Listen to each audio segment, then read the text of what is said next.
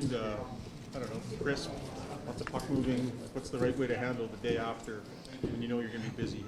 Yeah, I think that's a good way to put it. Just be crisp, be sharp mentally, and obviously you don't need to blow it out with your legs, but you want to make sure that you're sharp and focused and just get your 15-20 minutes and get the legs a little flushed out. I know there's ways to go, and everybody said that after the game last night too, but upon reflection, this game one thing was becoming a bit of a thing. How good is that for you guys to have gotten past that?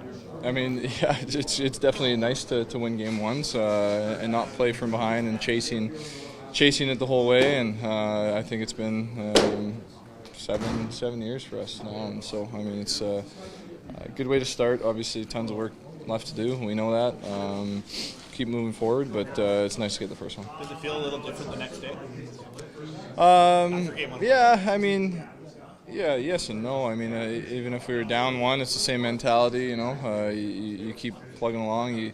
At the end of the day, you got to win 4 out of 7, and that doesn't change no matter how it goes for the first few. I mean, but it's definitely nice to not having to chase it and just to kind of, because it's been a while for us to get that one out of the way and understand that, okay, this is the way that we need to play in game ones to be able to win. It was your 50th playoff game last night for you. When you look at kind of just the experience factor, how much different do you feel now? What have you learned the most that can benefit you moving forward? Yeah, I definitely feel different, especially compared to those first few years in the playoffs. I mean, obviously the emotions are ramped up, the energy in the building's ramped up, the energy in the rooms ramped up. But at the end of the day, it's the same game out there. I mean, there's a little more physicality, and you know that you understand every play matters a little bit more, so you got to be mentally sharp. But at the end of the day, it's hockey, and you play 82 games and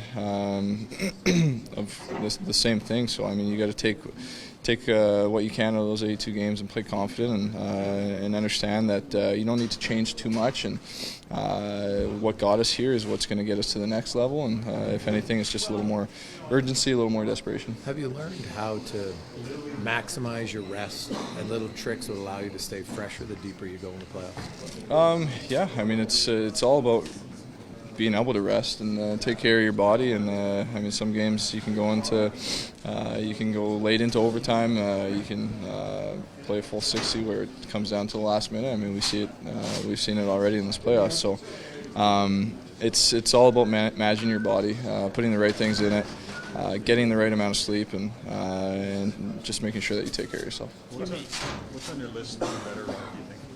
As a group, what's on your list to do better? Well, I mean, obviously, consistency. I mean, for about 5 minutes in the second period, we sat back a little bit too much, I think, and they start pushing and get a little confidence, get a little momentum, and we can't let that happen. I think we can close plays out a little bit quicker.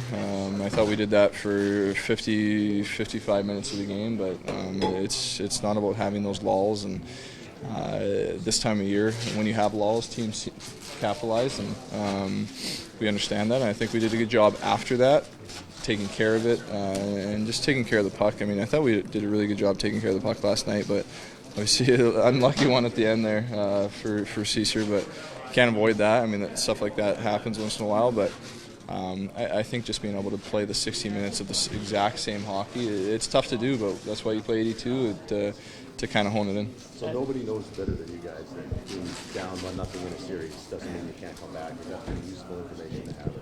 Of course. No, I mean, for sure.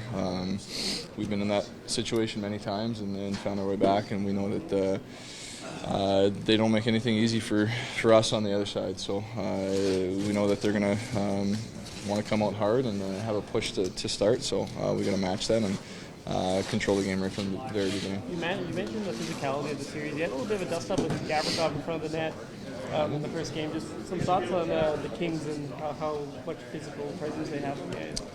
Well, yeah, I think no matter who you play, especially first game of a series, first couple games, it's going to be physical. The emotions are high, and there's probably going to be some stuff after the whistle, but I think it's important to stay poised out there and not retaliate and just play through the whistles and let the other stuff just kind of happen. What did you see offensively, 5-on-5 from you guys that allowed you to have the success you did, especially against the Kings team that's been so good defensively all year?